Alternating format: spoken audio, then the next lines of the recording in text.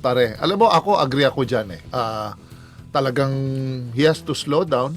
Kung pwede, shut down mo muna yung ano mo, yung social media mo kasi it's a distraction actually. Kung alam mo naman pare, nowadays it's the era, it's panahon ng ano pare ng social media.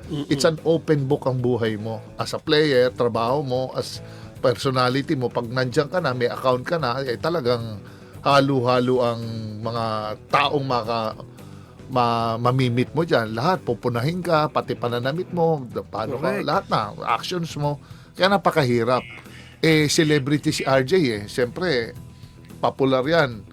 Kaya lahat ng hindi tingin nilang hindi ka nais-nais o ka nais-nais, talaga maririnig mo. Pero siyempre, pag ang buhay mo is meron ng ganyang threat, kailangan ipavalidate nila yan kasi sa pamilya niya, for the sake of his family. And yun na nga, yung veracity, legitimacy na lang nung kung gaano ba ka-serious talaga yon. Pero I think siguro to baka I'm sure hahanapan nila ito ng paraan para nila maayos. At syempre dito sa pagka ni RJ, that's the price you have to pay as a player, na talagang nung panahon kasi natin, pagka bad game ka, con todo mura, sigaw, lahat.